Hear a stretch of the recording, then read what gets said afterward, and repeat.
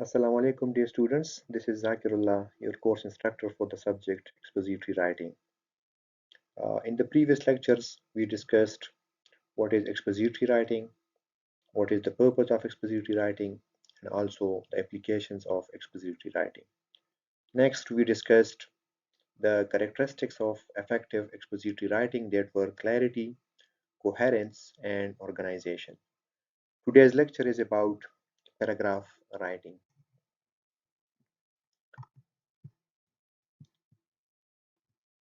Okay, this is the outline for today's lecture. First, we will discuss what is paragraph. Next, we will discuss what is a topic sentence. Then we will discuss paragraph structure, what is coherence in paragraph, then how to write a paragraph, what to put in a paragraph, how to organize a paragraph, and different tips for writing and structuring better paragraphs. And lastly, I will conclude the whole discussion. So as you know that we have 26 letters in English language, and these letters combine together to make words, and words then combine together in a proper pattern to make phrases, clauses, and sentences, and then sentences combine together to make a paragraph, which is our today's topic. Okay, so these are the different definitions for paragraph. A paragraph is a series of sentences that are organized and coherent and are all related to a single topic. So yes, a paragraph is a number of sentences, a series of sentences that are organized and also coherent. And all these sentences should be related to a single idea. Okay. Paragraphs are comprised of sentences, but not random sentences. Yes, it is a combination of sentences, a group of sentences, but not random sentences. It means that you cannot pick one sentence from one topic and another sentence from another topic, another sentence from another topic. So it should be the sentences should have a logical flow. They should have a connection. It is a group of sentences organized around a central topic. Yes, there should be a main topic, a central idea, and all the sentences should be organized around that central topic. Okay, we can also define a paragraph as a number of related sentences which develops a central idea that is called the topic. Okay, and we also call it the topic sentence. It is a number of related sentences. All the sentences should be related to each other, and it will develop a central idea that is called the topic. And different paragraphs contain different kinds of information. For example, if you want to write a paragraph about education, so you have to write, you can convey the information about education. If you want to write a paragraph on any other topic, so you can convey different kind of information in that paragraph. Okay, let's move to the next slide. Okay, so in paragraph, we have a topic sentence and we have supporting details, and we may or we may not have a conclusive sentence. So this slide is about the topic sentence. A well-organized paragraph supports or develops a single controlling idea, which is expressed in a sentence called the topic sentence. So every well-organized paragraph, it has a topic sentence which gives you the overall idea of that paragraph. So when the readers read that topic sentence, they get the general idea of what that paragraph is about. Yes, it unifies the content of a paragraph and directs the order of the sentences. It combines the content of a paragraph, and also the topic sentence directs the order of the sentences. It is often best to put the topic sentence at the very beginning of the paragraph. So usually we write the topic sentence at the very start, at the very beginning of a paragraph.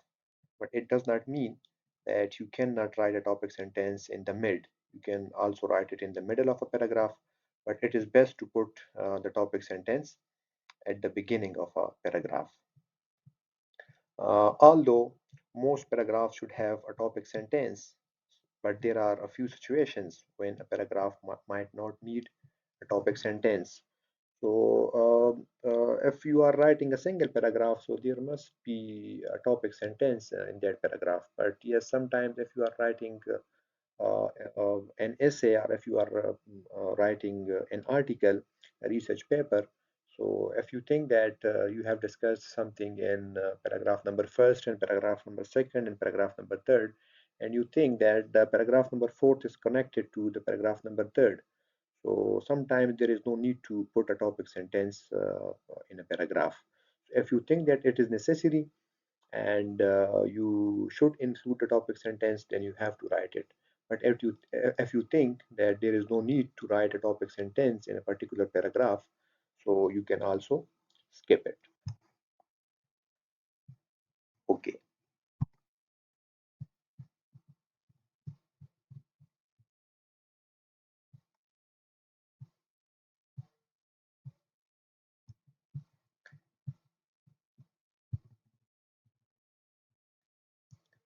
Okay, then comes the structure of a paragraph. So all of you know that we have three parts in paragraph. That is the introduction, the body, and the conclusion. Also, you can call it the topic sentence, the supporting details, and the conclusive sentence. So, introduction, it presents the main ideas, the main idea or the topic of the paragraph. Also, you can call it the topic sentence. So, introduction presents the main idea and the central idea or the topic of the paragraph. Okay. Then comes the body, which develops and supports the main idea that is introduced in the topic sentence. Okay, so in the body section, you can include facts and figures. You can explain the topic sentence further. You can give examples. Okay, so these are the supporting details which support the main topic, the main idea, the topic sentence. And lastly, you can write a conclusive sentence which summarizes the main idea of the paragraph. Also, like it is optional. Okay, sometimes you do not need to write a conclusive sentence, and sometimes you have to write a conclusive sentence at the end of a paragraph. Okay. Uh, then comes the coherence, which is one of the basic elements of a paragraph. Okay, if your paragraph is not coherent, so it might not be effective. So, in a coherent paragraph, each sentence relates clearly to the topic sentence or controlling idea. Every sentence is related to another sentence. There should be a connection between the ideas that you are writing. There should be a link. Okay, why you are writing sentence number two after sentence number one. So there must be a logic for that. There must be coherence in these two sentences. There should be a logical flow.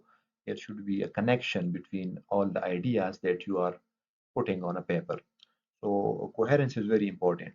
Okay, a coherent paragraph also highlights the ties between old and new information to make the structure of ideas or arguments clear to the reader.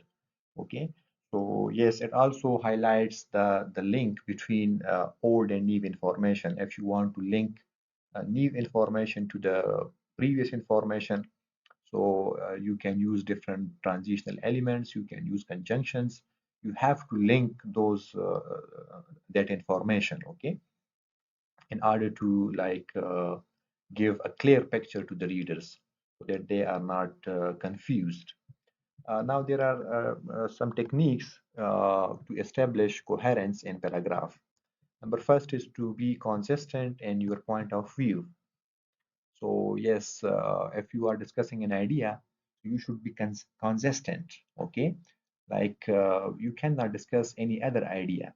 If you are writing about your friends, so all the ideas should be about your friends. Okay, if you want to write about online classes, for example, so all the ideas should be connected to the central idea, the online classes, your topic.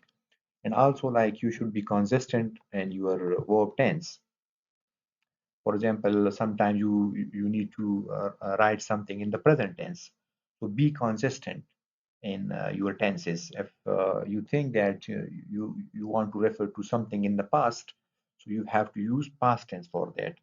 So consistency in point of view and verb tense is important.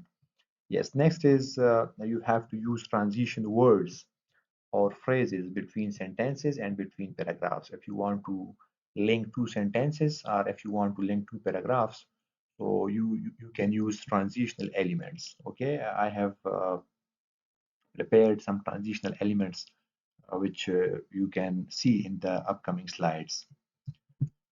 Okay, so these are some of the useful transitional elements. If you want to show addition, so you can use these transitional words again, and, also, besides, equally important, first, second, third, okay, and so on. If you want to give examples, so you can write, for example, for instance, in fact, specifically, that is, and to illustrate. For comparison, you can write also in the same manner, likewise, similarly. For contrast, you can write although and yet, at the same time, but, despite, and so on. So you can use these transitional elements in order to make your paragraphs coherent. Okay, if you want to summarize something, if you want to conclude your writing, so you can write, you can use these transitional elements. All in all, in conclusion, in other words, in a nutshell, in short, in summary, to sum up, and so on. To show time, you can use after, afterward, as long as soon as, and all these transitional elements that you can see on the screen. If you want to show place or direction, so you can use these transitional elements above, below, beyond, close, elsewhere, further on, here, there, and so on. To indicate logical relationships, you can use accordingly, as a result, because, consequently, for this reason, and so on. So these are the different transitional elements that you can use for coherence in writing a paragraph.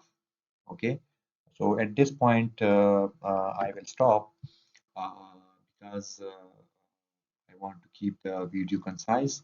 We have completed the initial part of the topic, and the discussion will continue from the next slide in the lecture, where we will build upon what we have already learned.